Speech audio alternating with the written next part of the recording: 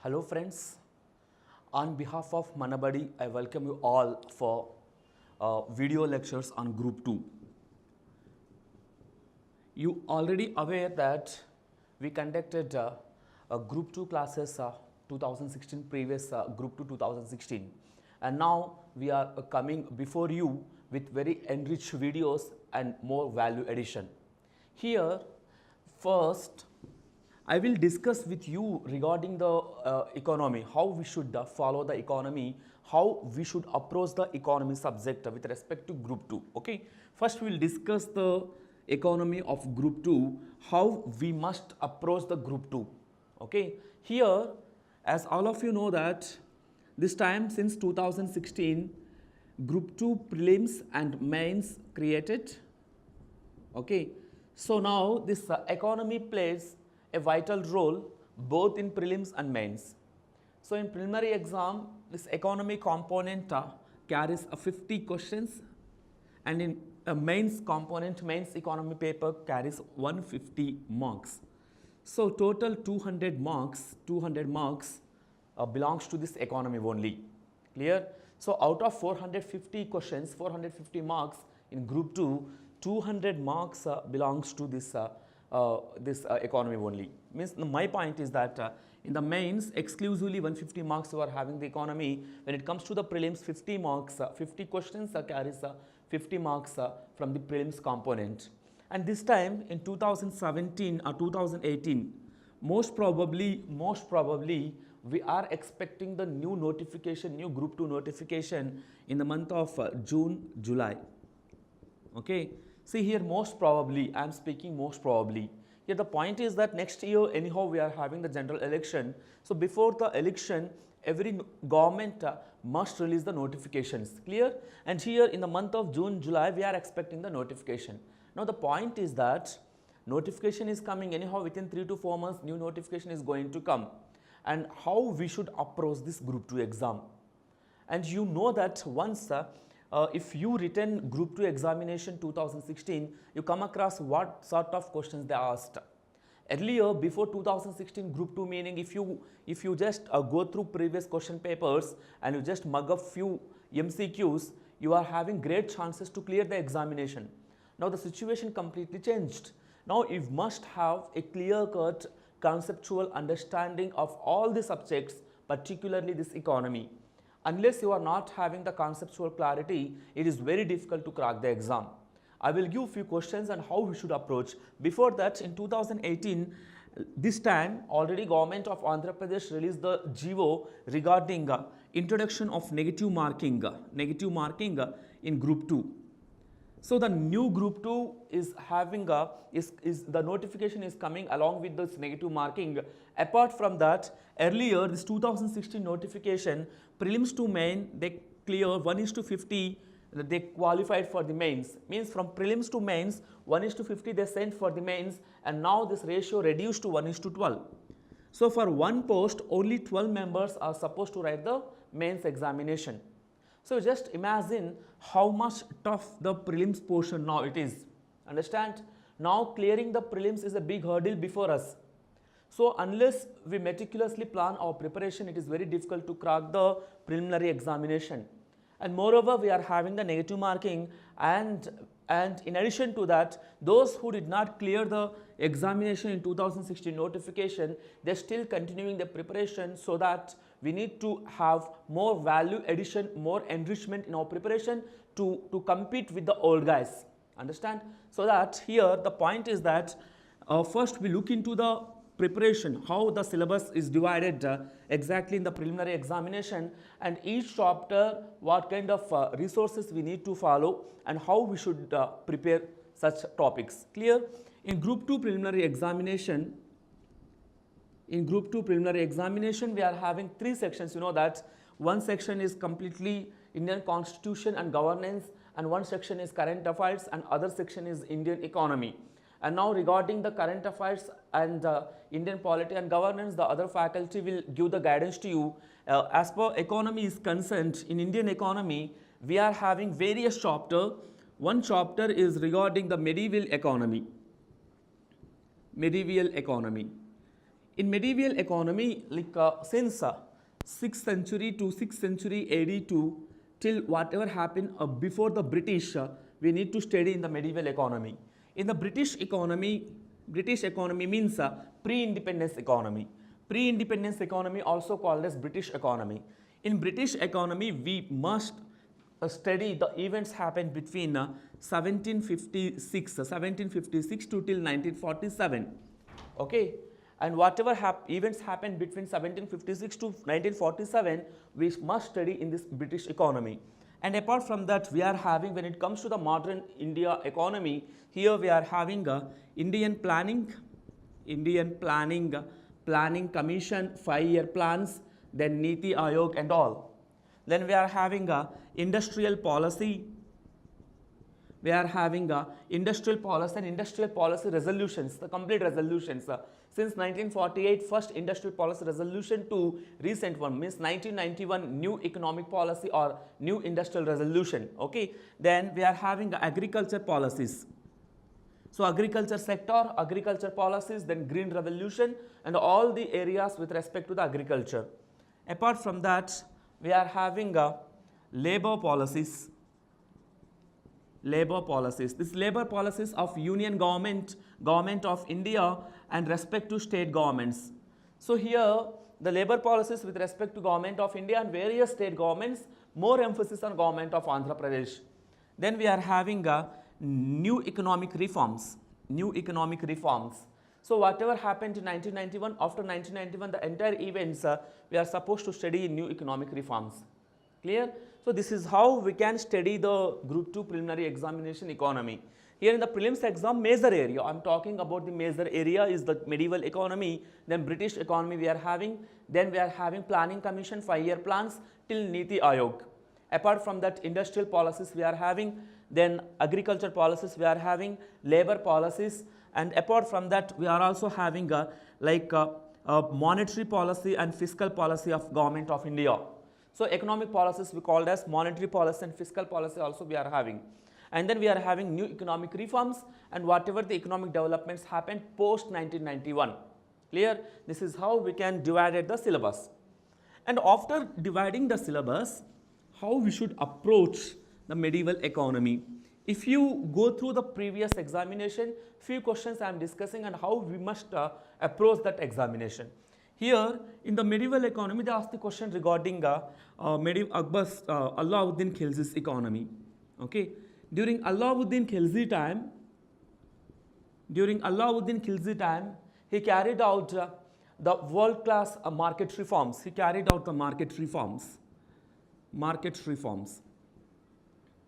Clear? So Alauddin question they asked, Alauddin Khilji carried out the market reforms in the medieval time, and what are the features, key features of these market reforms? So such kind of question they asked, it means unless we are having a complete understanding of the market reforms of Alauddin Khilji, what sort of market reforms he carried out, and within those market reforms, what were the very key features? And the question they asked was, what were the key features of Alauddin Khilji's market reforms? Unless you know the market reforms of Alauddin Khilji, the objectives of market reforms, and why Alauddin Khilji carried out such market reforms. Okay, what was the need of the time?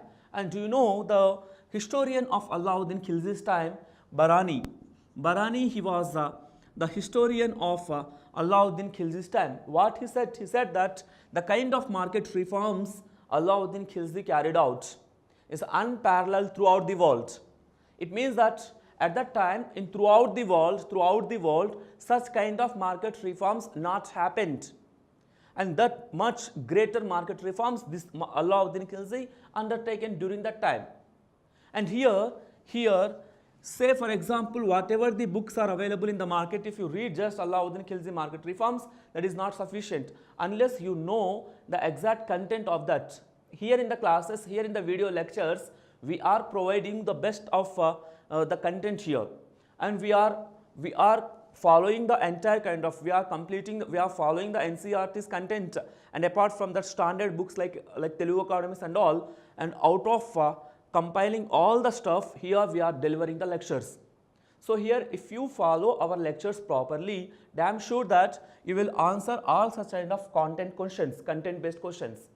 If you refer the previous lectures and if you refer what kind of classes we delivered and what kind of questions exactly came in the examination, you just compare that. After comparing those lectures and kind of questions in the main examination they asked and the kind of content we provided you, then you can take the decision whether we can follow these video lectures or not. And why I am telling, because now the competition is very huge in the market. The competition is very huge. Now 1:2 is the proportion for the mains. You just imagine how much tough the examination is. Unless we are having a well focused preparation, it is not possible to crack the examination. And even if we clear the prelims examination, we enter into the mains, even in the mains also the toughest, that the point is very tough. Here, whoever qualified the prelims and get into the mains, the 12 candidates are very tough candidate. Okay, they are very tough guys. So to compete those tough guys and to crack your post, your cadre, so you need to have very meticulous preparation.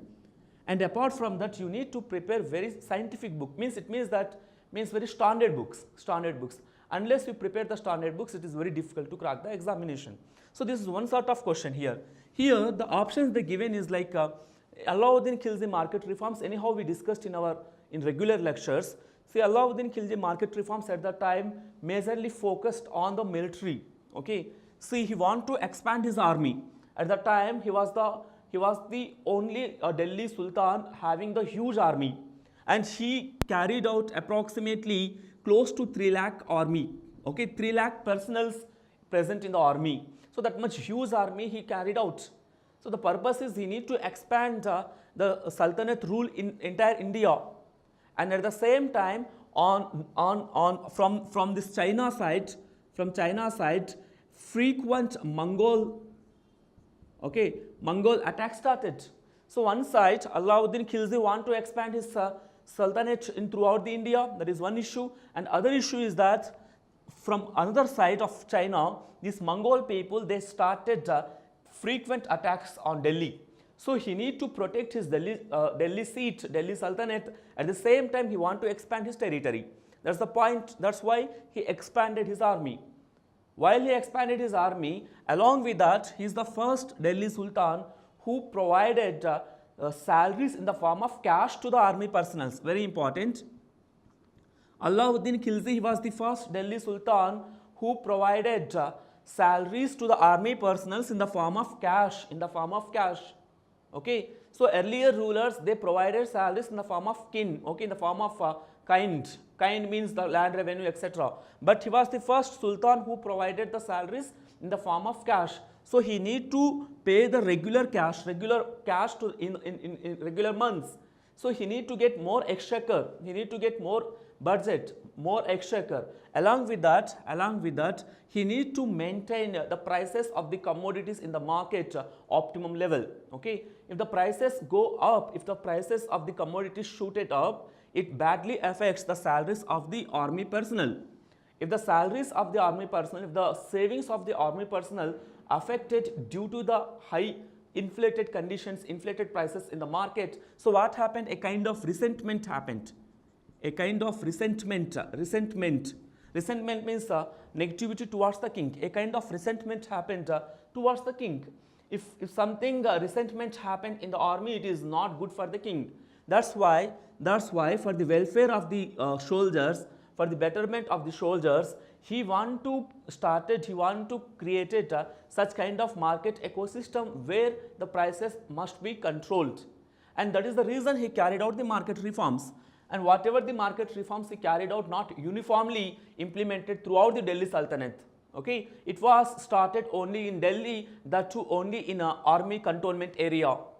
It means that markets were accessible only to army personnel. Clear? So unless you know all the areas, okay, 360-degree orientation towards this area, you can't answer such kind of questions. Understand?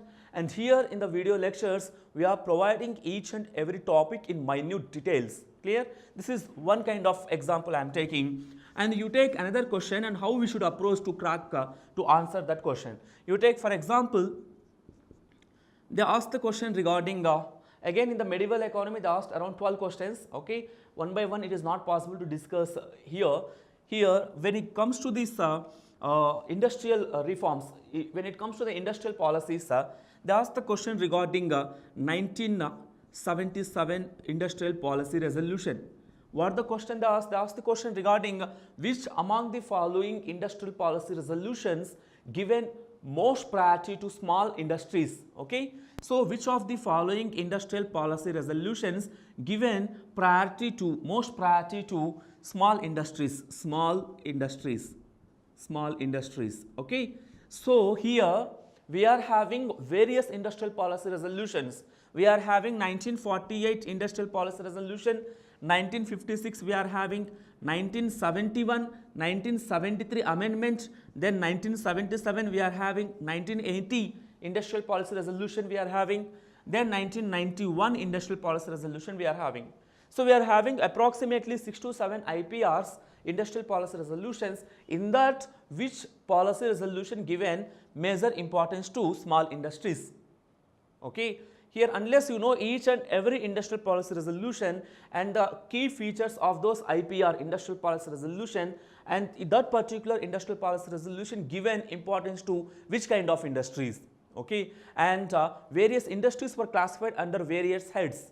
Say for example, in 1948 industrial policy resolution, the entire industries in India, industrial sectors in India, our total industries in India were divided under 4 sections. Okay, when it comes to 1956, it was divided into 3 sections. So here when it comes to the small industries, 1977 industrial policy resolution, which was implemented by the Janata government. Okay, Janata government, when it came into power in 1977, in the month of December, approximately December 23rd, they introduced industrial policy resolution 1977, and it was introduced by the then industrial minister George Fernandez. Okay, George Fernandez, he was the industrial minister in Morarji Desai government. He introduced this 1977 industrial policy resolution. And what were the differences they brought when it compared to the previous resolution? Here the previous resolutions, 1948 industrial resolution, 1956, then 1971 amendment, 1973 amendment, all these given importance to large scale industries. They completely omitted the welfare, okay, pushing up of the small scale industries, and apart from this household industries. That's the reason why in India the wealth was not equally distributed. Once the Janata government came into power, they emphasized that, okay, the policies, the distorted policies implemented by the Congress government, the reason behind the poverty in India and the wealth inequalities in India, and they given more emphasis towards the small industries and household industries. More importance given to small industries as well as these household industries, so that the village areas, particularly the rural areas, get more benefit. Why? Because they changed so many issues. Okay, in 1977 industrial policy resolution itself, they brought a new concept called as tiny industry. Tiny industry we call, tiny or teeny industry we called. This tiny means very, very small, very, very small. It means micro. It means that they started establishing small industries in small towns, okay, where population is less than 50,000. They started establishing these tiny industries. It means that the industrial sector, now they started decentralizing. Earlier industrial sector was centralized only in the urban areas. Now this Janata government started decentralizing the industrial sector. That is the reason they started the tiny industries. That is the reason they focused more emphasis on small industries, development of the small industries. Okay, that is the answer. The answer is 1977 IPR, Industrial Policy Resolution. Clear? Again I am telling, if you want to answer such kind of question, you need to have the entire understanding of industrial policies and the background history of industrial sector in India. Understand? So such kind of questions such kind of questions are asking in the exam. When it comes to green revolution, again, you take green revolution, they ask the question, some basic questions regarding green revolution. They asked green revolution, the other important component of the green revolution is the high yielding varieties. So because of introduction of this high yielding varieties in agriculture sector, a kind of revolution started. That revolution we call as green revolution, where the productivity of the food grains increased. Okay, particularly wheat. Wheat was so succeeded in the green revolution. After the wheat, rice succeeded. But we can say that this green revolution, the first generation green revolution, which was started in 1966, we also called it wheat revolution. Okay, why we call it wheat revolution? Because the major crop that was high productivity recorded was wheat. There is a reason why we call it as green revolution or also wheat revolution, and it happened by introduction of high yielding varieties. So here both questions they asked regarding green revolution. The major component of the green revolution is the introduction of high yielding variety. That is one question. Another question, in the green revolution they given 4 crops. Out of the 4 crops, which crop yielded more productivity? That is wheat. That is the reason why the first generation green revolution we also referred it as a wheat revolution. Okay, and apart from that, so many questions they asked. They asked some questions regarding the labor policies. In labor policies, they focused more on the current labor issues, okay, current developments with respect to the labor department and labor policies. Okay, so what happened in 2017 February month, this group 2 examination prelims happened. 2016 notification, 2016 November notification came, 2016 November 8 notification came, and 2017 February this exam happened, prelims exam. In the meantime, what happened in the year 2016 December, Government of India carried out legislation with respect to maternity bill. Okay, this question has been asked in the preliminary examination. As per the maternity bill amendment maternity bill, what was the recent development? Okay, earlier this maternity bill originally started somewhere around in 1962, okay, 1972 that time. As per the original maternity act, they given 12 weeks of paid leave, 12 weeks of paid leave to the women, means to the pregnant women who are supposed to deliver. Okay, and now this 12 weeks of paid leave increased to 26 weeks. 26 weeks is nothing but 6 months. So 6 months, up to 6 months, the women who are working in the organized sectors, they are supposed to get this maternity leave. Understand? So such kind of recent amendments with respect to any policies, say for example in industrial policy, any recent amendment happened just before the examination. You take agriculture policy, any amendments happen, whatever amendments happen to the major policies, that will replicate in the examination. So before examination, you should be very aware that whatever happening in the current affairs with respect to the economy will also incorporate in the examination, will also incorporate in your preparation. Clear? So here in the Manabadi classes, we are delivering the lecture, the standards, means the static economy on one side, and parallelly we are also injecting this current economy. If whatever the current issues happen, that current issues also we are incorporating in our lectures. Okay, so our lectures consist of both the static areas of economy as well as this current areas of the economy, which will completely focused towards the examination orientation. And whatever the lectures we are delivering, that completely exam oriented lectures only we are delivering here, exam oriented. So whatever the areas which important for the examination, that we are focusing more.